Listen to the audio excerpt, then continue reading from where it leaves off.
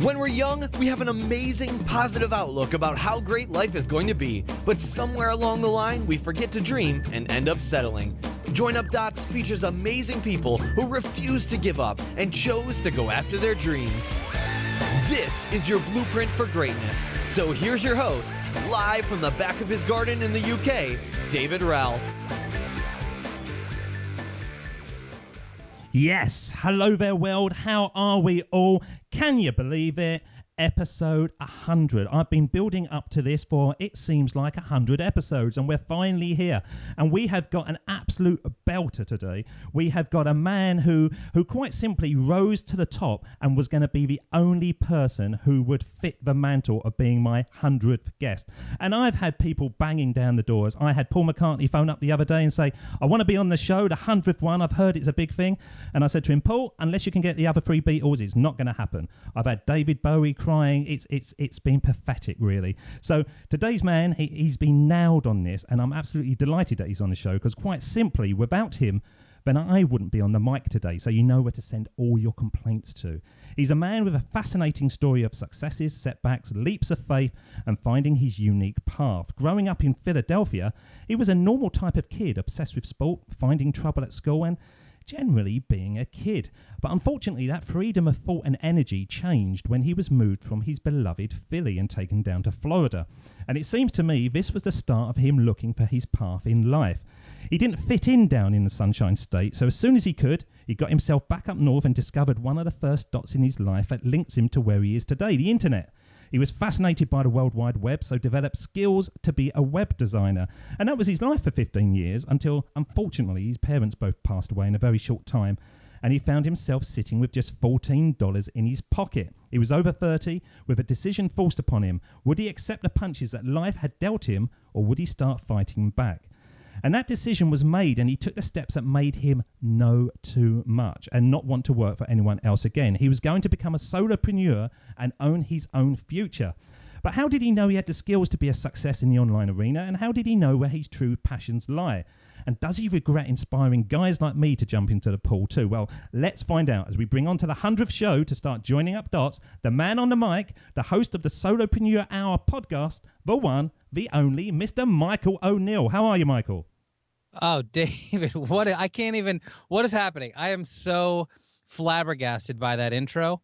Okay, two things. Number one, that was the best intro I've ever had. And formerly Chris Cerrone had that title of the best intro to a show I've ever had. But it was one of the best intros I've ever heard for anybody, which is why you are so the right person for this job. We're all thankful you have a microphone in front of you, David. Trust me on that. The second thing is, I would pay to hear Zombie John Lennon. If you could figure out a way to get all four Beatles on the show, that would be cool. Well, I can do Steve Jobs every day, so I might be able to do them as well.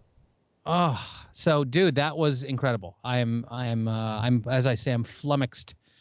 David Ralph, I'm so excited to be on David Ralph's show. Yeah, go and do that, because I know you have been doing an accent of me on a few shows, not all your shows. I do, yeah, I have said weird. it a few times, haven't I? Yeah, you left have. a little bumper for me on my show. I have these little things that when people, I have a guest on the show, that I have them do a little like, hi, this is David Ralph. And then you're listening to the Solopreneur Hour with Michael O'Neill. And your voice is so, what's the first thing I ever said to you? I said, you have the ultimate voice for radio. Didn't I say that? You did? Absolutely. I haven't got the face for television, but I've got the voice for radio. That's as long as you got the radio part worked out. And you have taken this thing and you've run with it, my friend. So I'm honored. I'm honored to be at the 100 episode mark. Thank you. No, absolutely. It's an honor to have you here, because it is amazing when you start this, because you started your show, what was it, August 2013? Yeah, 11 months ago. Yeah, 11 months ago. And now you are rocking and rolling with the best of them. You've surrounded yourself with the internet movers and shakers, the ziggers and zaggers, and you are... you're going to be humbled by this, or maybe you won't. You are an online celebrity of note. When I was saying to people, it's my 100th show, a lot of the people that sort of touch on the shows have said to me, I know who you're going to have. And I said, no, you don't. And they go, yeah, I know who you're going to have. And I go on, tell no one. And they went, Michael O'Neill. And I went, Damn. How did they know? Really? How did they know? Jeez. Yeah, they did, because I have Right. been, I don't want to suck up to you, Michael, but at the early days, I didn't know what the hell I was doing. So I just kept on saying your name over and over again as some kind of benchmark of what I was trying to achieve, because like that. You've come out of the gates really, as I say, like a rocket ship. It's unbelievable that you've only been around so long, because it seems like you've been here forever and a day. Does it feel like that to you? It's weird. It does feel like it was yesterday that I launched the show. It feels really, really recent to me that it happened. So, but then at the same time, I look at the memories that I've had over the last 11 months and all the cool benchmarks and different things that have happened. But it's packed full of stuff, right? So I think if there's any celebrity, it's sort of a Z-list celebrity, and only at certain conferences. But yeah, it's been an incredible journey. I couldn't be happier with how it's gone, and I can't wait to see what happens in the next 365. I'm really excited about that. Is there a plan to the next 365? Because you seem to me somebody that is very much stimulated by the now and then. Are you somebody that knows what you're aiming to achieve? No, I'm a notorious non-planner, much to the chagrin of my girlfriend, who's a total planner. And if I didn't have the, calendar app on my phone, I would be completely floating out there now, because I wake up and I look at it and I go, okay, what do I have to do today? And then I see what's going on for the day. And sometimes that doesn't work out for me, like in a social situation, because people actually make plans to go out and do things, and I'm not one of them. And all of a sudden it's Friday. I'm like, oh, I probably should have planned to do something. I guess I'll watch movies tonight. But yeah, I'm in an interesting spot right now, because I have had this kind of 5-year run of, as you mentioned it in the intro, bringing myself in this very circuitous path from $14 and not having a clear direction to now, when someone says, what do you do? I say, oh, I'm a podcast host. And that's a thing. That's what I do. So I sort of a couple weeks ago had an occasion to kind of put the cap on that 5-year journey. And now I'm going to be looking ahead, but I haven't quite formulated what that ahead looks like yet. And how did you do that? How did you put a cap on that? How did you say that is that 5-year finished, boxed up? Well, I'm a notorious non-celebrator. I'm a guy that usually gets to an achievement and then continues to go without acknowledging it. And I have so this is probably a weirder story than you were asking for, but hey, here it comes. So I've been a Porsche fan for my whole life. And you may already know where you're heading with this, but I was a Porsche fan my whole life. And I don't know why, particularly. I had a Volkswagen in high school, and I think that maybe planted the seed a little bit. And I was a car guy. And so, those Porsche ads from the 80s with like the big fender flares and the big wing, I think I was attracted to that. And I eventually, in 2003, I bought my first vintage Porsche. So I bought a 1972 911, and it was a piece of crap. I bought it in New York. I didn't know better. I drove it across country, midway across the USA, and midway across the country, the engine blew up. So that's how badly I was. And where were you when assessing. it happened? I was in the dead heart middle of Nebraska when it happened. And Nebraska, for those of you, it's nothing. It is hundreds and millions of acres of wide open like cornfields and nothing else. I mean, I have a picture of my car sitting, looking like it's a panther waiting in the grass, waiting to prowl, and it's just sitting there with like 100 miles in each direction of grass. There was middle of nowhere when it happened. And I ended up finding a Volkswagen place 60 miles away that towed me in. And the guy dropped the oil pan in the car, and just giant chunks of metal came out. And I'm like, I'm pretty sure that's not how it's supposed to be. So I ended up getting a tow truck, driving it from Denver, where I was living at the time, and picking it up. Neither here nor there. So I eventually traded that piece of crap one in, got a nicer one, not when I bought it, but in 2005. And I restored this car. It took me 4 years and 2,000 hours to restore this car back to better than factory condition, when I still have it now.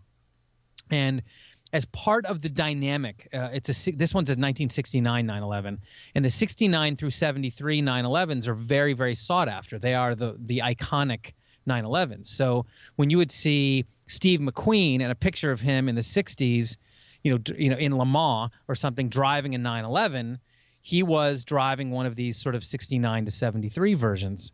And one of these sponsors of Porsche in the 60s was a company called Heuer, which was Tag Heuer before Tag was involved in the mid-'80s. So just Heuer. And it's a guy named Jack Heuer, and he made these beautiful timepieces, chronographs, based on race timers. So you'd have a co-driver with you as a race car, and there was a race in Mexico called the Carrera Panamericana. And the first Porsche Carrera was named after this particular race. So Heuer, as a sponsor of Porsche, created a watch based on the chronographs that they used for the race cars, and they called it the Heuer Carrera. So this was a very utilitarian type watch. You could use it as a race timer. You could just click one of the buttons and it had this chronograph on it. It was beautiful, automatic, beautiful timepiece. And as I've been going through this journey for 5 years, this has been on my vision board, because these are about $3,000 and above to get one of these watches. But that was so superfluous for me, because I had zero money. And for me to spend $3,000 on something as excessive as a watch wasn't even on my radar. So about a month and a half ago now, I was in this position where I was like, this could be the time. And I scoured the world. I ended up buying a 1972 Heuer Carrera from a guy in France. And it came to my house, and it was more beautiful in person than I'd never seen one in person. It was more beautiful than I even thought it could be. And I remember at the midday, I'd gone to this little swimming pool by my house. I belonged to this little pool club, which is where I work out. And I was swimming in the middle of the day at 2 o'clock in the afternoon, like Tony Soprano, in the middle of a work day, and thinking, I just did this. Like, this just happened. This 5-year journey stops right now. Like, this is where my new journey begins. I've gone through this trial by fire. I've come out hopefully like a phoenix. I'm in a position where I can buy this watch now, which is insane to think about. And I'm peaceful and grateful for the life that I've built. And so that for me was the cap of a 5-year struggle. I mean, a real struggle to get to where I am today. That, Mr. O'Neill, is a perfect story. It started, perfect. And it made me think that if I'm ever in a pub quiz and a question about Porsche comes up, you're my man. Does it? Absolutely. You are obsessed by that car then, are you? The amount that you were quoting then? I mean, I think it's kind of a lifetime obsession for people that become afflicted by it. In fact, there's a great ad. I will send it to you on YouTube, and there's an ad for the new Porsche, at the time, the new Porsche Carrera ad, and it was there. It's a little boy, and he's a little kid in his classroom, and he's daydreaming, and a 911 drives by him, and you just see him like looking out the window, and his pencil drops, and then he gets in trouble, and then he runs to he's on his BMX bike to the Porsche dealer after school, and he ends up sitting in this car, and the steering wheel's bigger than he is, and you see him like raise his head. He's 12 or something, and he goes to the dealer. The guy goes, "Do you have a card?" And the guy goes, "Yeah, here you go." And he goes, "All right, I'll see you in 20 years." And then there's this great voiceover that says something like, "There's a particular moment that happens with a Porsche fan. There's the time you want one, then there's the time you get one, and for the truly afflicted, there's the 20 years in between." And it just it gives you the chills. And my buddy I sent it to my buddy, and he goes, "Man, pass the Kleenex." So I guess there is a real passion there for this. It's a very visceral feeling that is so different because of the way they build their cars and because the engine's in the rear, and it's a totally different experience than you have with any other vehicle, that, yeah, there becomes a real passion, a real obsession with them. Did you remember, because this show's about joining up dots, but do you remember as a young kid having the same kind of obsessive compulsion for certain things. When you was that little kid running around the streets of Philly, pretending you're Rocky, was Rocky a big part of your life actually? Being in Philadelphia? No. I was a BMX kid. No. I was in a suburb. I was the only Gentile. I lived in a super Jewish town north of Philadelphia, and I was a BMXer. I rode my BMX bike. I mean, I was from 1984 until, I was racing bikes from 84 until 2000. So Rocky I had a wasn't long on run. your radar at all?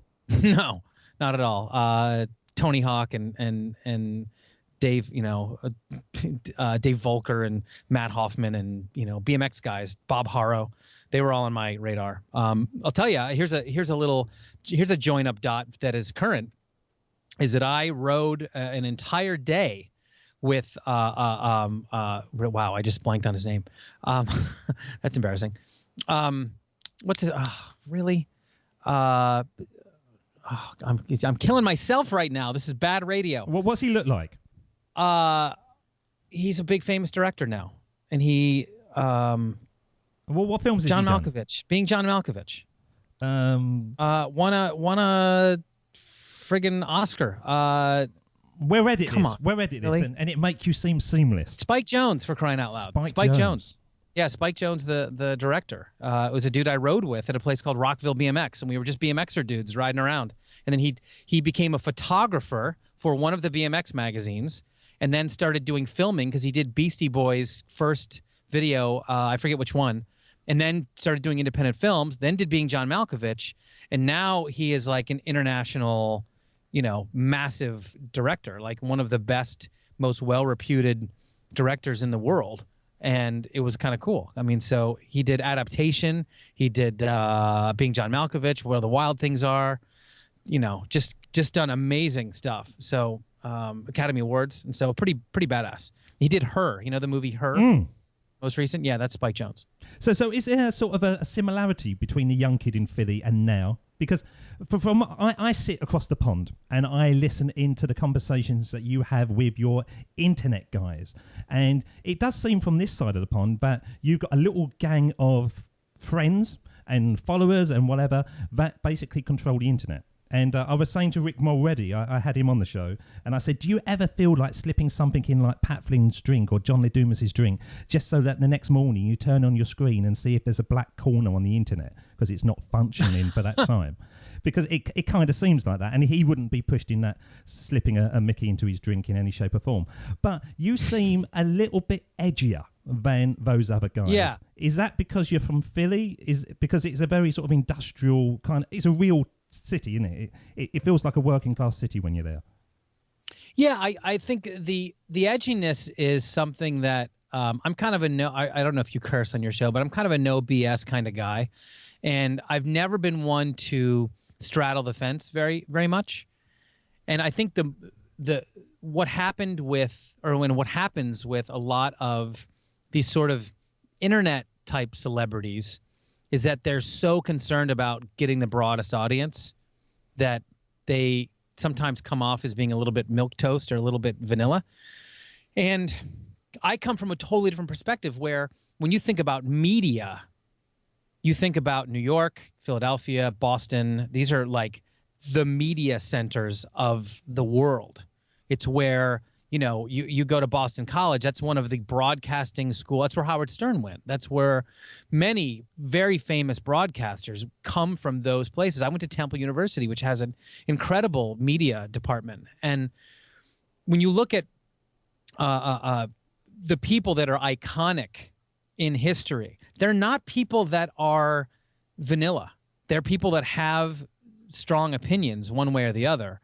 And people either love them or they hate them, but they're definitely them. So they definitely have a presence. They definitely have a voice that's unique to them. And I think it took me a little while to settle into that on my show, but it is ultimately, as I developed the show and I developed my own voice, I realized, hey, I'm not in the interest of pleasing everybody. Like, that's not my job. My job is to talk from my perspective on certain issues and try to extract really good business advice from people without them or my audience really seeing what I'm doing. And one of my favorite quotes to that is and you probably heard me say it before, but which is never let him see you work. That's from Bill Cosby, also from my alma mater, Temple University in Philly. And and that basically means that go through your process, ask your questions, have questions written down, but you don't have to be so blatant about it. You can ease through, great stand-up comedians do this. Like Louis C.K. talks, he'll be sputtering and angry and going through all this process on stage. And you think that that's just how he is. You laugh at his angry energy, but he knows all the beats within that. He knows exactly what he's doing within that realm. And that is him not letting you see him work.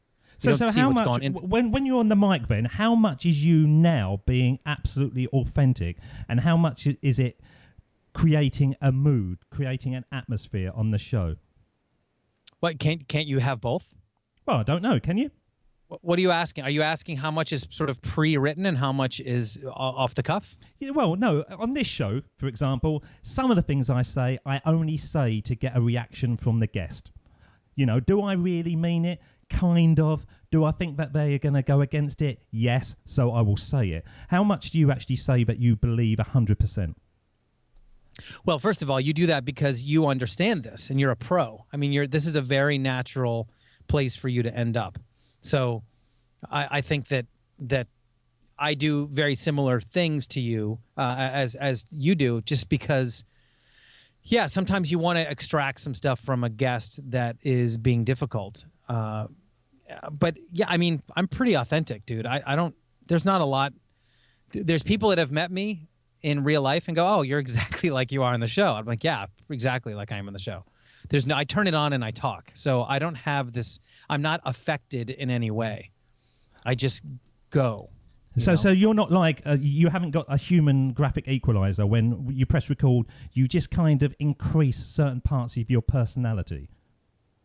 Not really, no. This is pretty much how I am. Yeah, I speak like I speak. I'm probably slightly dirtier in real life. Well, you have to be, because you don't know where the words are going to end, do you? I probably curse a little more, which is fun. I've done a few podcasts now where I was allowed to do that, and it did make it really nice. Are you in the same situation as me? Because I used to listen to your show all the time, and it was a staple diet of my kind of transition at that time. And now I'm doing this. One of the failures of me is that I don't get time to listen to other people's shows. I listened to your one the other day because I just suddenly realized I had a gap.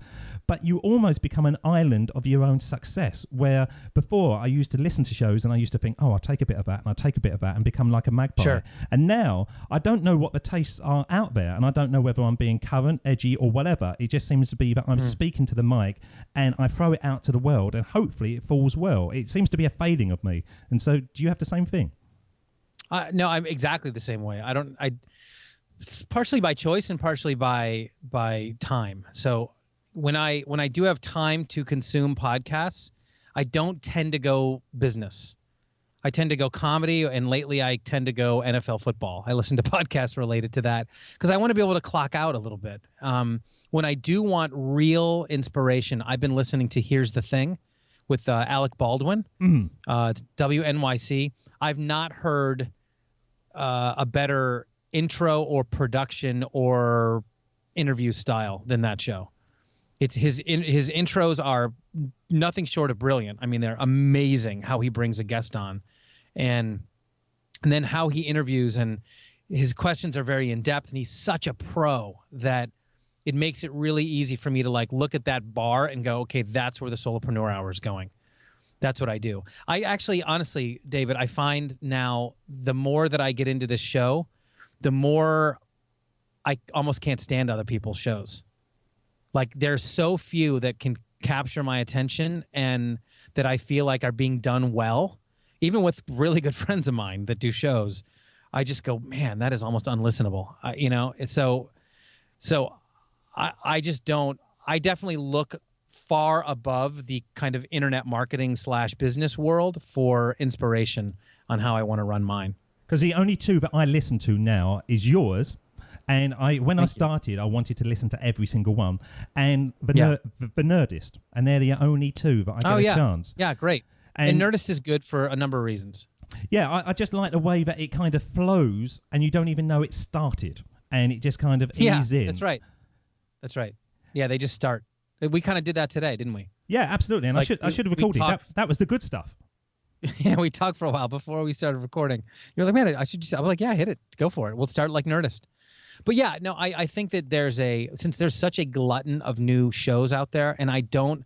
If I'm being opinionated, there's a lot of places where people are learning, quote unquote, how to podcast, and I think they're feeding them crap information. I think the big problem, and I know he's a mate of yours, and I want all the success in the world, is that so many people are trying to duplicate John Lee Dumas. And that's correct. He came first, and he created his structure, and whether you like that rigid format or whatever, that is his, and he's made it his own by being him. And I hear these shows, and after about 3 minutes, I think, oh my God, it's the same thing again. I'll sort of turn it off. Now, I will listen to these shows, and I will go all the way through. But people miss a trick, don't they? And I think what we're coming back to, Michael, all the time is finding your authentic self, playing to your strengths. And if you do that, you create a bigger loyalty. You know, if you are totally yourself, people will either hate you or like you, but the ones that like you will love you. And that's where these people are missing out, because they're not even being authentic to themselves. They're just a kind of a middle ground. Yeah, and John would tell you, and I've said this a million times in front of him, I said, dude, the success of your show or his show has nothing to do with his format. And it has nothing to do with him as a podcaster at all. It has everything to do with the fact that he has a financial background, writes great marketing copy, and has a schedule and a rigidity he has a military rigidity because he was in the military to his business. And unless you come with that exact kind of background, you will not have success in that way. People think that because of the way he does his show, because it's structured and because he has these set questions and does it 7 days a week, that's why he's successful. And it is completely irrelevant to that. So the problem is like you said, so many people listen to that, or they go to Podcaster's Paradise and they learn a certain way to do things, and I'm almost diametrically opposed to every single thing that they're learning. So it's like, man, it's frustrating for me in that way. And I shouldn't say that let me rephrase that. I'm not diametrically opposed to everything they're learning. What I'm worried about is that the things that I think make podcasting successful aren't emphasized in a lot of training courses. And like you just said, finding your own voice is number one. You have to be successful, you have to find your own voice. And you have to have a great brand. And it's not something that people speak about a lot. Like, I took a lot of Cliff Ravenscraft stuff. I've taken all of John's stuff. I've seen a number of courses out there. A lot of them don't pay a lot of attention to that piece. And I worry that with this next phase of podcasting and since everyone's starting a show, they're going to find it a lot harder to sustain it unless they found their own voice and it's within this brand that they've really created. So we'll see, but that's the jury's out on that. Did you think you really have to love doing this? Because I'm going to play a speech in a moment Yes. by Jim Carrey, and actually I'm going to play it now, then we're going to talk afterwards. This is Jim Carrey. My father could have been a great comedian, but he didn't believe that was possible for him. And so he made a conservative choice. Instead, he got a safe job as an accountant. And when I was 12 years old, he was let go from that safe job. And our family had to do whatever we could to survive. I learned many great lessons from my father, not the least of which was that you can fail at what you don't want. So you might as well take a chance on doing what you love. Is that the true message that we should be getting across? Yes, it is. Unfortunately, the connecting of the dots, joining of those two dots, which is I found this thing that I love, and now I have to figure out how to get paid for it, is difficult. That's a difficult journey. And that was my 5-year journey, right? First, not even knowing what it was that I loved. I had no idea I was going to podcast 5 years ago, but I had an initial foray into public speaking. I started teaching social media on stage, and I ended up traveling and going to 17 cities, teaching people how to use social media to grow their business. And I found it very like, oh, this is something I could be good at. And then that morphed into doing back-end production on a podcast for a year and a half and just starting to understand the podcasting industry that finally morphed into me starting my own show, and here we are. But it was a 5-year journey to find that, you know, like I had indicators of it. And if someone in 2009 had said, hey, do you want to make 6 figures and be a public speaker? I'd be like, totally, that'd be great. But at the time I had nothing to speak about, and now I do. So it's kind of a, I do feel like you have to find something that will, and you've probably seen this in your life with your show, something that will make you walk into that studio and record an episode, even if you're exhausted or not in the mood or whatever, because you truly love it and you're excited about it. Oh, absolutely. I've had that's times, why I love podcasts. Yeah, I've had times when I've recorded 12 shows back to back. And wow. I've looked. Why? Just because I knew I was going to, I do a 7 days a week show, and there was a time that I had, I had no internet for 2 weeks. It just crashed on me, and I suddenly panicked that I didn't have enough to cover, and I was going away as well. So yeah, 7 days a week it goes out, and I needed the bulk, and so I did it, and I started off at 6 o'clock in the morning, and I just went through, and I edited, and I did everything in the gap between, and then I recorded the next one, and it just went seamlessly. And when I pressed record, yes, I was on. Once I was off, it was just like I was, on drugs or something. I was just slumped in my chair. But it wasn't until the very last ones that I realized actually that passion that you're talking about, that ability to actually do it when you're tired, I'd gone past that.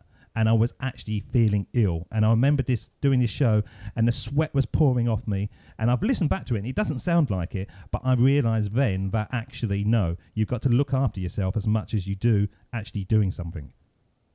Yeah, I'm very committed to that, David. I have 3 sort of pillars, if you will, that I think make a good solopreneur or a successful solopreneur. And there's time freedom, there's financial freedom, and there's location freedom. And so the first one's really easy. Time freedom is simple. You walk into your boss's office, tell him to go screw himself, and then you have time freedom. There you go. Location freedom, you can pretty much just get in a car and go somewhere. That we have that kind of freedom in the UK and in the United States. Yeah, there's some complications in between, but technically you can just go do that. It's the financial freedom part that's the tricky part of the 3. That is a little harder, but I find that I'm so unwilling to compromise my time freedom.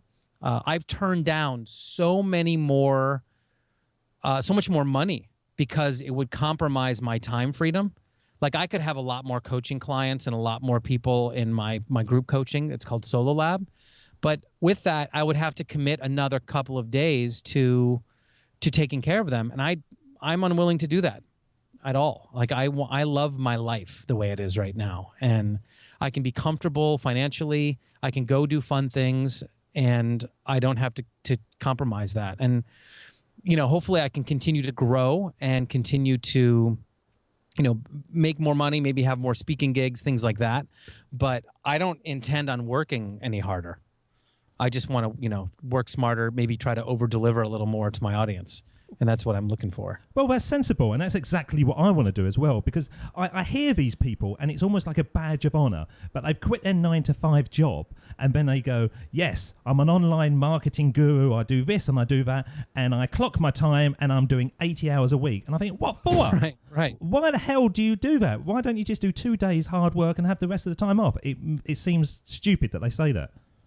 That's right. And it is counterintuitive. The thing is, when my parents passed away, you mentioned this in the intro, when they did that, my perspective on time completely shifted. And life's too short. So I am very much a person that says both. When someone says, would you like this or this? I say both. When I get an opportunity to do something, I say yes. When, and I just do it. Like it's a thing that I have committed to. And not mentally. Like, I don't just go, yeah, this is what I'm going to do from now on. I just do it now. I just say, yeah, let's do that. That sounds fun. Let's just go for that. Are we going to go on a hike? Yeah, great. Let me book a ticket, and we just do it. And I found that has served me really well, because when I do that and I put that as a priority in my life, then the stuff that I'm not so thrilled about, I still end up having to do it. It still fills in the blanks, but my priority is to really extract the most that I can out of my life. And I'll tell you another person that does that well, I think, is John Lee Dumas. He works probably a little more like the person you were just mentioning. He works a lot, but he's also great at saying yes. When something comes across his desk, he goes, yeah, let's do that. And it's like on the schedule. And I think that's part of success to me. That's part of what success feels like, is being able to do that. I remember hearing an interview with Billy Joel, and the interviewer said to him, Billy, you've sold X quillion albums and singles, and you've done these tours, and you played Madison Square Garden 15 nights. What has success given you? And he just said time. And that was it. He can wake up each morning, and if he doesn't want to do something, he doesn't. And that single word resonated with me hugely, especially when I was in my 9-to-5 job. And I realised then that things were not right. And why should I be doing a 9-to-5 job when there are options? I suppose, sir, I began to know too much. And then once you know too much, then you realise you can't ever go back. Yeah, it really is a one-way street. It also, but that carries over as well into my personal life as well. I think I have such a different confidence now, just in my life in general. And I think Billy Joel would sort of anybody that's reached a level of success has this underlying confidence about them that is very attractive, not only to, the opposite sex, but attracts other successful people to you. There's a subtlety in actions and just how you go through life when you're confident, that is very attractive to both people, both sexes, and that is something that people pick up on pretty easily. You become a success vacuum, don't you? You know the old Jim Rohn thing about you're the average of 5 people that surround you. A lot of people that I talk to go, yeah, but I'm in a crappy job and I'm with these miserable people all the time. How can I surround myself? And one of the things I say to them is, focus on success, because the more success you get and the more confidence, as you say, then other successful people get sucked into your world, and suddenly you've created what he was saying. It's not easy to do, but it certainly is a mindset that starts you moving in that direction. That's right. And it's funny, you just asked that question of me, is how do you, now that you're on an island, so you're in the UK, I'm in San Diego, so I get to have a bunch of people around me at all times. I will say though, we don't get together. I mean, we get together as friends, but I'm not in a mastermind with any of these people around me. We don't sit there and meet out. So, to answer your question, I'm going to answer it on my show tomorrow, but you've got to join a group. You've got to join a group mastermind of some sort. And there's really no other way. If you're not surrounded by those 5 people that you feel are motivating you in a way that is bettering your life and hopefully their lives, you've got to separate from those people and find the people that are doing that. And pretty much everyone I know that's in this, business, internet marketing, podcasting world has some sort of coaching program. And my best advice is to get people that you really enjoy, like how they speak and like how they deliver, and join their group. And that's it. I mean, once you're a part of that community, you'll be a lot more apt to be motivated, learn the things you want to learn. It's part of the reason why I don't need to listen to podcasts anymore, because I have so many people in my group that are doing cool things that I get to learn about all the cool new stuff without having to go listen. It sort of comes to me. So do you now feel that you're ahead of the curve? Because when you started the show, I remember you saying it's the Wild West. And now it seems like every man, a dog and whatever has a blimmin' podcast. So do you feel now that it's not the Wild West, but you are actually ahead of the curve? It's good. It's a good question. Yes and no. I think it's still the Wild West. I think that people in this environment aren't necessarily looking in the right direction to advance their business where they should be. Let me clarify that. I think inspiration for how someone's podcast gets better doesn't happen within the new podcasting community. I think it happens with old media. I think you go look at if you want to learn how to interview, you go study Howard Stern. If you want to learn how to produce an excellent show, you go, look at an NPR show or something like that, or a BBC show, something that, pays close attention to how people are introducing guests and how they do their ads and how they integrate, clips from this person's body of work into their intro or into the show itself. So I think there's really a professional side to this that will ultimately come out. For me personally, what I've realized over the last couple of months, and this is something that I think you can sort of strap on as a badge of honor as well, is that I'm a better interviewer than most, just in general. I'm more intuitive and I have more range of knowledge, so I can connect those dots, I can join those dots. And that's what makes for a compelling and entertaining interview, no matter who you are. It's the people that have the pre-scripted questions that I think are really going to struggle, because that's very exhausting to an audience. So on one side, I think I'm still really ahead of the curve in that I come from this, and as do you, come from this background, this history of paying attention to interviewers and then sort of bringing this natural ability to the microphone that 99% of people don't have. And that's the ability not only to interview someone in a business sense and extract what they do for a living, but actually make an entertaining hour of programming for someone. And in my opinion, they can get the business data from 80,000 podcasts that are on iTunes, but it's really hard to get entertainment out of it. And that's what I'm trying to bring to the table. And I think that's what you do a really great job bringing to the table as well. Because what I realized, I was a complete novice. Basically, the very first interview I did was a No, you weren't. Yes, I was. Stop it. Tom Morcus was episode number 1. You're lying to me right now, David.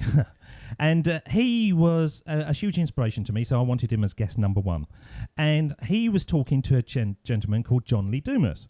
And so I thought, well, who's this chap? Never heard of him. And I went over to his show, and the very first show that I listened to was episode 322, which was yourself.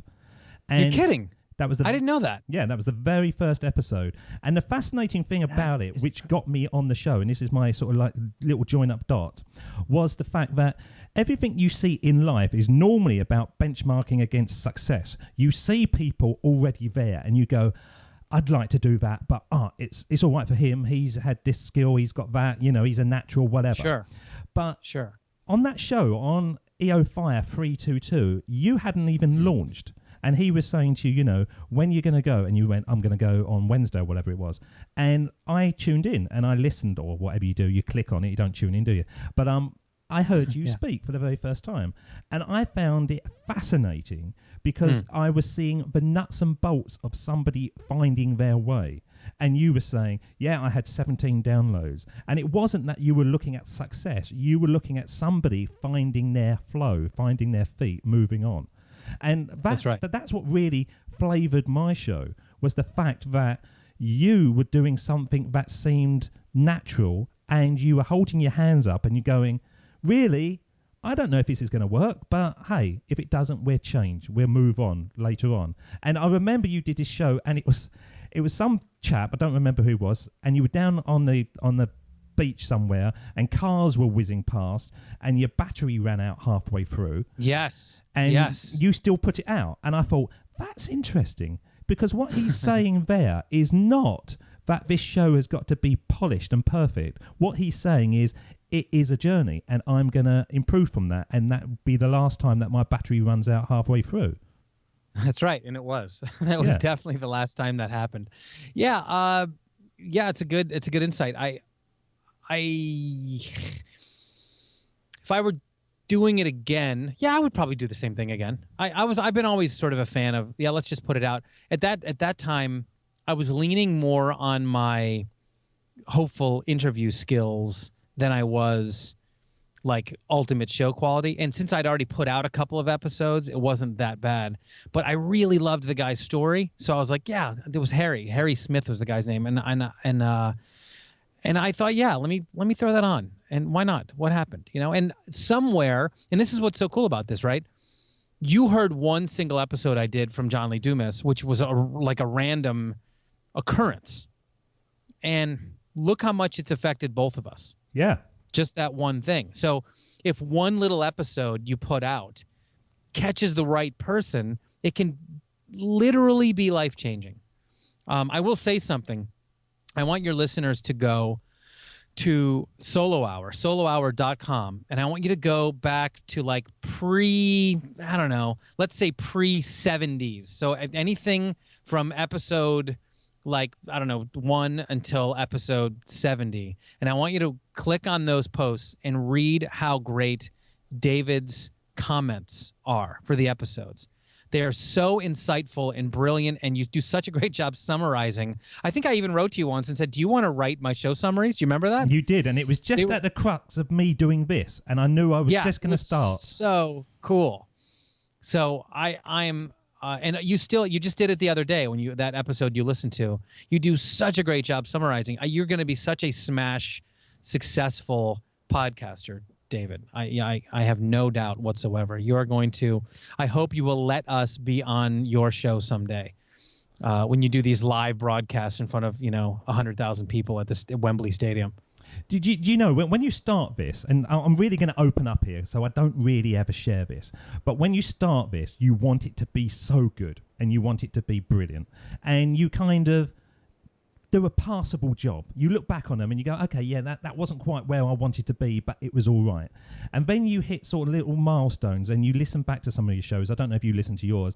And I thought, that was a bit closer to what I had in my head, my original vision. And I got to show 80. And that's when I suddenly realized, Michael, that I was a host of a show and it was my responsibility to be the host. Up to then, I think I was too grateful for people giving up their time to be on my show. 80 was a complete mindset. Now, I want this to be the biggest show out there. I absolutely do. And it's all I can focus in on. And it's, in many ways, it's killing me and my life is totally out of whack. But all I want is that it's the number one. And I don't think I've said that on any show because it sounds a bit arrogant, really. I might have said it once we've stopped recording and when somebody asks me. But that is where I want to be. And I want to be Join Up Dots as a brand, exactly as you say, because it's one of those things that you kind of go, Join Up Dots, what does it mean? And I'm very aware that if you provide quality and content that's quality, the brand in many ways take care of itself. It's like we always talk in the early episode, the name that was always mentioned was Pat Flynn. And, he's got that classic smart passive income. And you think, yeah, that's a brilliant brand. But actually, it's only 3 words put together. And it's because he's provided that great content and that quality and that value that it becomes the kind of the trust word for what he's trying to achieve. That's right. And he can live that now. But I actually want to focus on something you said just before that. You will be bigger than him. And so will I. And I don't mean that like in a... he doesn't have the same aspirations as you do, right? And I'm saying in terms of podcast, in terms of like Pat wants to speak. I'm not speaking for him here, but just knowing what I know about him, he is sort of the crash test dummy of internet marketers. So he does all these really cool things on the web. I want my show to become about like I want to be interviewing complete legitimate A-listers, and finding out about their kind of their business and solopreneurial journeys. That's where I will see this show going.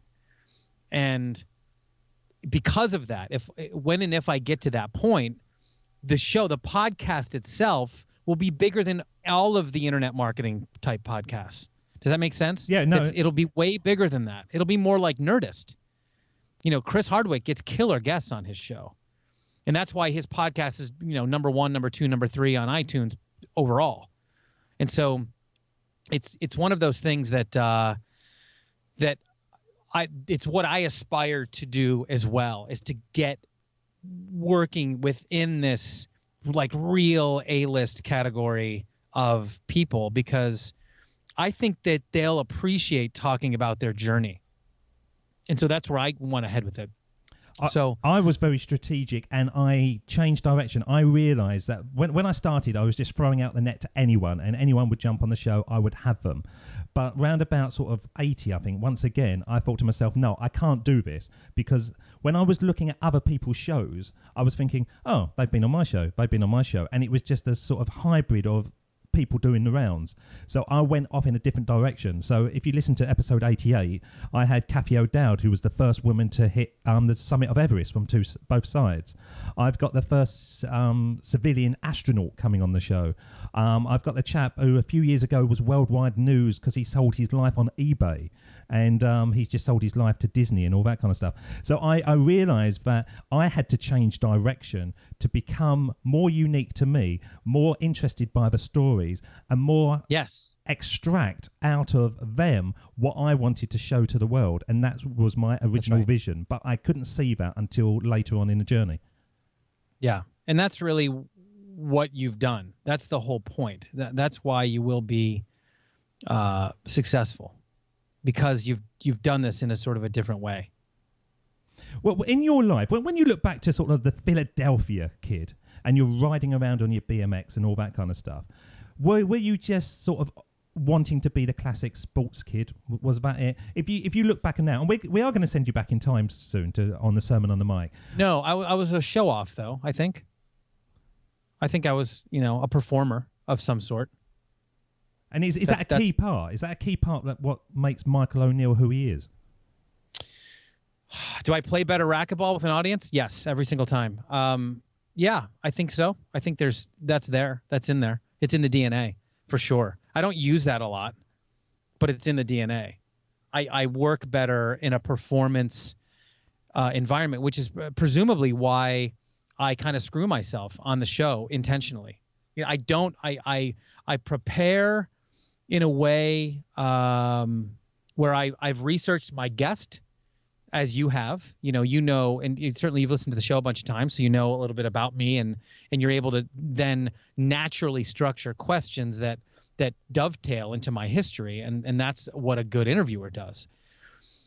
I don't write a lot of questions out sometimes intentionally, and that's because there's something about the performance side. I realize now that I'm doing this. The show's this month, I've got over 300,000 downloads for the first time, and and I realized, so there's people listening, and I have to perform. You know what I mean? Like it ups my game live on the show, and I think I do that to myself on purpose because I work better in that environment, maybe under pressure a little bit. Well, we're very similar. It's fascinating. I feel like I'm finding out the real Michael O'Neill here, where it's the person behind the presenter. Because I am somebody that has spent my life doing training courses and presentations, and that's my job. I've never done this kind of thing. It was totally bad. And I'm somebody that very much likes to be on their own, likes no one near them, and then when I suddenly go, bing, that's it. It's performance time. And I don't know if it's showing off or trying to create a different persona for myself, because that's kind of not naturally me. But I do have that ability to raise my game and present a different side to myself. If you know me deep down, you would say to me, different people. But the people who know me from seeing where I allow them to see me, they would say, yeah, you're exactly the same on the mic as you are when you're normally doing those things, because I'm letting them see what they want to see. Yeah. Yeah, I mean, I think there's an element of that. And again, I want people to understand, this is why we talked earlier about sort of what John brought to the table. And I'm, people look at my show and it's been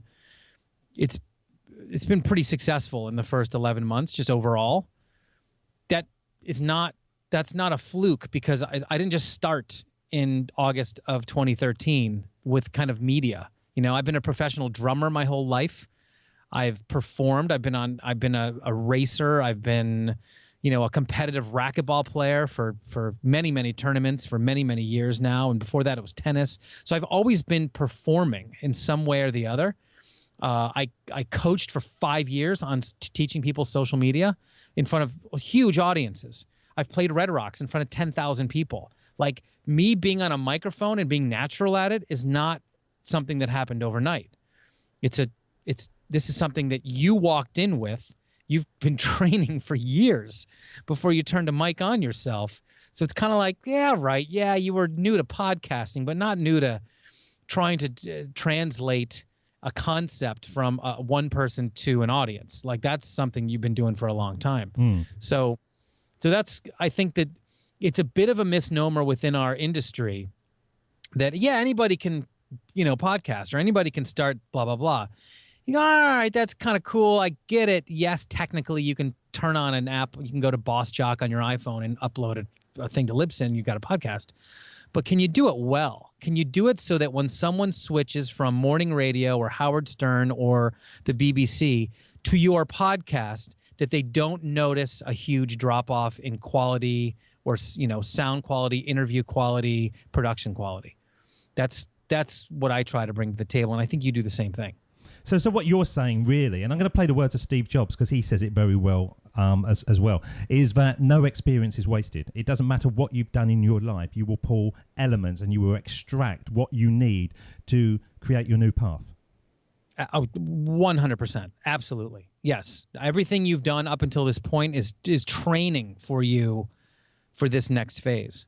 When I have people on their show and we have these episodes called Find Your Swing, I want to find out everything that person has done, because Find Your Swing is like, well, what do I do? Like, what am I naturally gifted at? How can I make money off of something that I really enjoy, that I'm passionate about? That's what Finding Your Swing is. And I want to find out, like, what you did when you were a kid. Were you an athlete? Are you a professional knitter? Do you like to knit hats? Like, what is it? What do you do? And when people can start accessing those things that they've done their whole lives, that they're really gifted at, I like to find ways that we can use those talents in whatever their next business endeavor is. We call that connecting our past to build our future on here. And one of the themes that has come out is, if you really want to know your passion, really want to know what you're naturally good at, don't think about what you were doing in adult life, because very much you would have been taking a responsibility for a wage or whatever. Look at what you was doing as a kid when you weren't being paid for it. And if you was a drummer when you was a kid and you loved doing it, then try and look at something that would do that. And it's exactly the same way as you do it in your Find Your Swing episodes. That's right. And I love those. Again, that's another instance where we totally put ourselves on the spot. I have a co-host. Her name is Dawn Mars for those episodes. And we never read the questions first. Like, I only, sometimes I glance at them to just to copy and paste them into my Evernote when we're doing the show. But we're reading them and answering them live, and which, again, has another element of pressure that we've got to come up with an answer. And these people are literally, like, I've had people that have taken what we've said on the show and they've made a business from it. Like, the next day they've gone and done it. So it can be a little daunting. And I was going to ask you earlier, your show's growing now, and this will be big. Your show will have a huge audience at some point. And I've asked this with other people that are in this space. Have you yet felt the sense of responsibility that comes with that? The fact that you're speaking into a microphone and someone's actually listening to what you're saying? Yeah, with power comes great responsibility. And it's funny, the very first show I released, I got 2 emails, and they were from people that I'd never met, and they were saying, thank you so much for putting the show out there. And I thought, oh my God. And from that moment, I've been very aware of what I'm saying. I've been very aware that I don't know where my words are landing. And I've also having a conversation with my wife this afternoon saying, if this really takes on, just as I want it to really take on, I'm a little bit scared that I haven't got the value to provide the audience that they want. And I don't know why that is, because, success is everything you want. But I suddenly felt a pressure because I can see the downloads increasing. I can see the work coming towards me. And I'm doing this 7 days all on my own. There's not one person that helps me. And I'm also balancing other responsibilities as well. So this isn't my only sort of time restraint. But I suddenly freaked this afternoon for that exact reason that you said.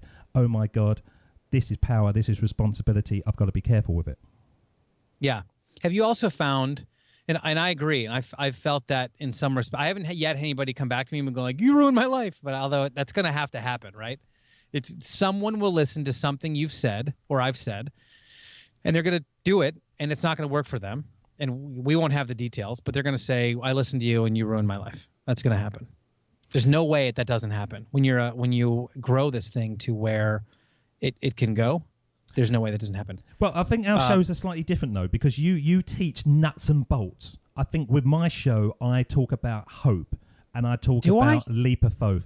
Yeah. Do you really think I teach nuts and bolts? Because that's I feel like there's a lot of shows that do that specifically, and I feel like I teach more of the journey, and then the nuts and bolts sort of fall from there. Well, I think that's the same thing. I think what you do, you talk about the journey, you then get the cogs working in your own brain, and then when you throw out the nuts and bolts, which you probably don't think have got value as such, you're already using those cogs, and you're thinking, yeah, I can use that. Yeah, I can take that. That's exactly what happened with me. You know, I couldn't see how to do this at all because I'd never done this. But just by you having conversations with people, you take that element and you take that element and you take that element. And what do you do? It's then up to you as an individual to put it together. Yeah. I actually find myself pretty, I can be very socially awkward at the beginning. And sometimes I've actually I've switched into interview mode. When I'm meeting someone in real life, I just switch on I mentally switch on a podcast microphone in front of me, and I found it so much easier to have conversations with people that way. So that's kind of interesting to me. It is bizarre. I'm really gonna play Steve Jobs now because I'm fascinated to see your spin on this, and this is the theme of the whole show. So this is Steve Jobs. Don't be freaked. He is still dead. Of course, it was impossible to connect the dots looking forward when I was in college, but it was very, very clear looking backwards 10 years later. Again, you can't connect the dots looking forward. You can only connect them looking backwards. So you have to trust that the dots will somehow connect in your future. You have to trust in something, your gut, destiny, life, karma, whatever. Because believing that the dots will connect down the road will give you the confidence to follow your heart, even when it leads you off the well-worn path. And that will make all the difference. Well, I'm going to ask a different question because I think you've answered it already, but you will say, yes, you believe in that. But why do you think so many people don't believe in that?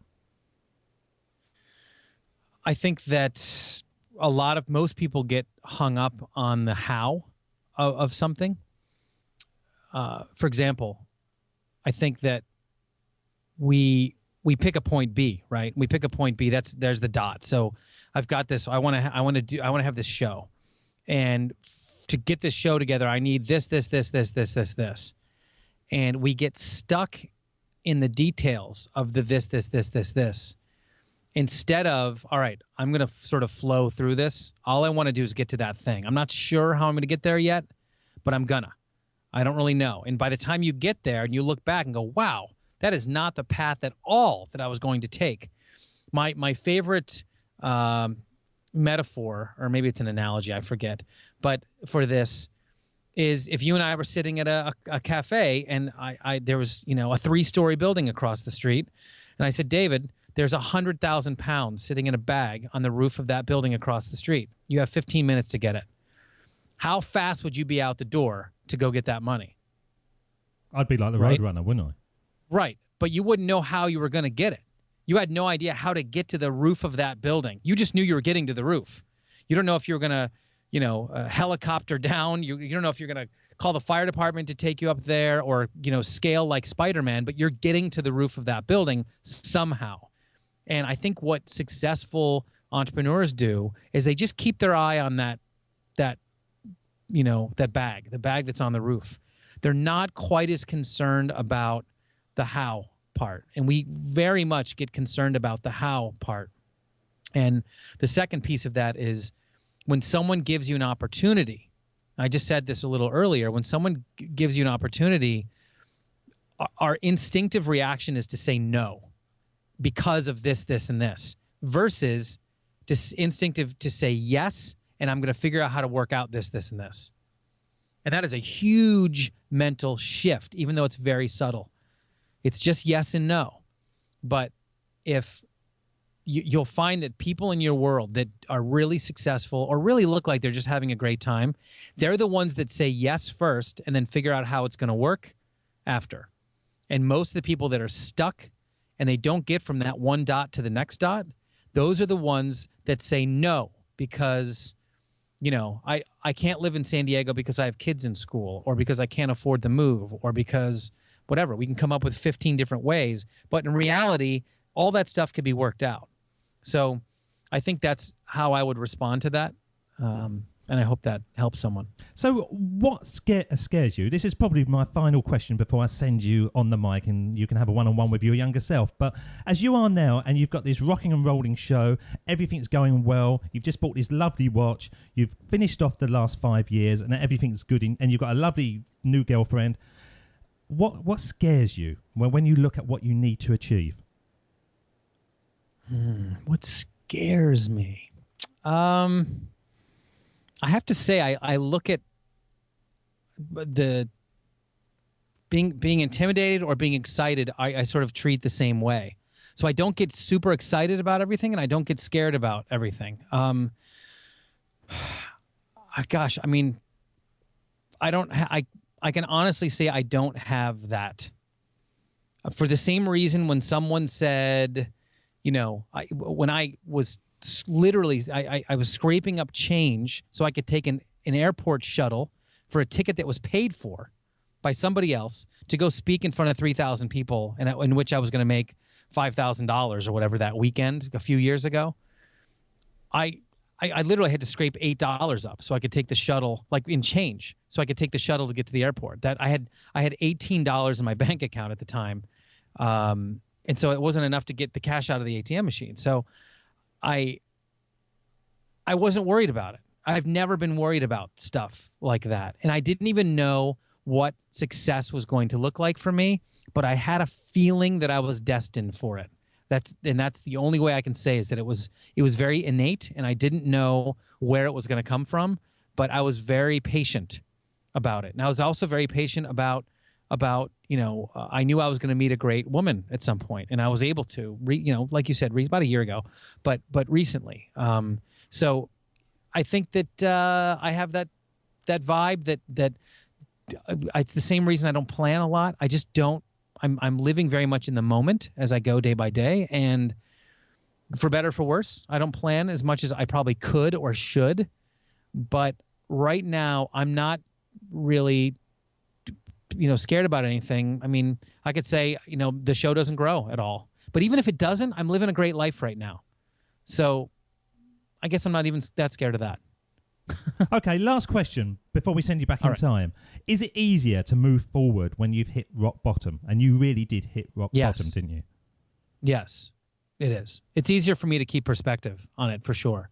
I just last weekend went to Napa Valley with my girlfriend's family, and it was a very first class trip, like from private jet from San Diego to Napa Valley, which I've never done before in my life. And everything was super exclusive, super like Michelin star first class. And I was like, man, I don't want to be here. Like, this is, I don't mean like I didn't want to be at the weekend. I don't want to live in that universe of that sort of high end world. And that's it. I remember looking longingly at they have a train that goes through Napa Valley, and it stops at all these different wineries. And I'm kind of like, man, I wish I would have just taken the train and gotten kind of drunk at the third winery and kept going, and that would have been a really fun day. Instead, it was like this, you know, 12 people serving our table kind of thing, and it just wasn't me. But my Philly boy sort of like pragmatist personality carried me through that whole weekend, thinking, yeah, I would be fine with stopping at a fast food place now and going to another winery. We don't have to go to a $100 plate dinner, you know? And so I think, if anything, it's given me perspective. And there's one more piece of perspective, that in my very, very lowest time, and it was very low. And I thank you for not like making me go through that again, like 40,000 other shows have. But I remember the Hurricane Katrina had hit the southern United States, and it just decimated New Orleans. And this was literally at my lowest time. And I remember looking on the news and seeing like a little 9-year-old little black kid who everybody in his family died, right? And he lost everything, like lost every piece of memory he'd ever had, including all of his family members. And he's this kid who doesn't have much of an education. He's a minority. He doesn't have a lot of opportunity that are coming to him. And I remember thinking, all right, no matter what happens, I'm a white male with a skill set in the United States. And that's not to be racially insensitive. That was a practical, like, okay, so no matter what my situation is, I can't complain. Like, I'm starting with these 4 advantages that a lot of people all over the world don't have. I will be given opportunities that a lot of people don't have. And that really kept me grounded. Like, that there was that some people had to struggle to get to what I had innately by birth, that I had nothing to do with. So that really kept me grounded, and it still keeps me grounded to this day, is that I always realize that there's people out there that do not have the same opportunities that I do. Love that answer. Michael, we're going to put you on the Sermon on the Mic now, and this is when we send you back in time like a young Marty McFly to have a one-on-one with yourself. And if you could go back in time, what age would you choose, and what advice would you say? So I'm going to play the music, and when it fades out, you're up. This is the Sermon on the Mic.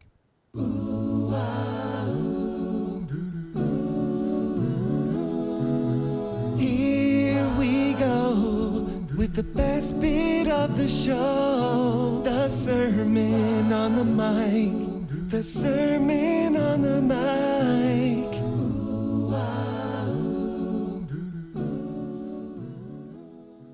I think that, first of all, very handsome, very, very talented man. Congratulate. No.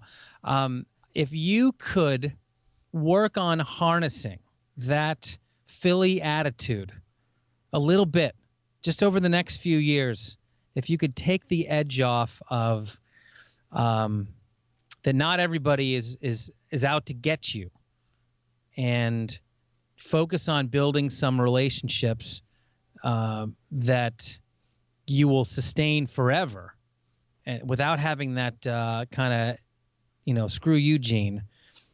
Not Eugene. I don't know anybody named Eugene. I'm not trying to screw him. That will serve you in the future.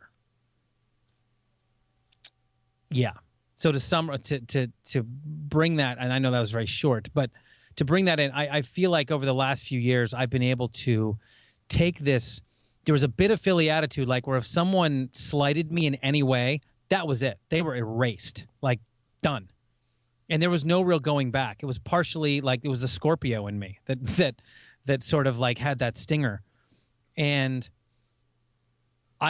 it's the patience I have now, which is maybe a little bit of I wouldn't say less judgment, because I think judgment makes for good comedy, but it's just maybe being a little more empathetic to people's situations and realizing that that people aren't always in control of their actions. That sometimes they're going through a learning process as well, and to just instantly give them the guillotine and out of one's life is not the most productive way to go through things. I don't do that anymore, but I did it for a number of years.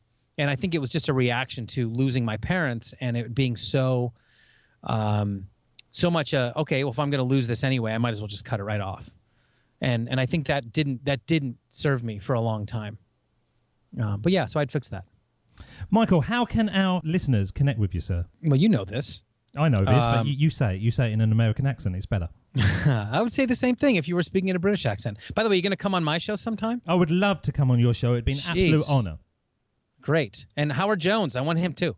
Yeah, I'm still working. Has he been on your show yet? No, he keeps on knocking me back. He said he would, and then he keeps on knocking me back. I've got a few of them that sign up for it, and then you just can't narrow them down. That's a drag.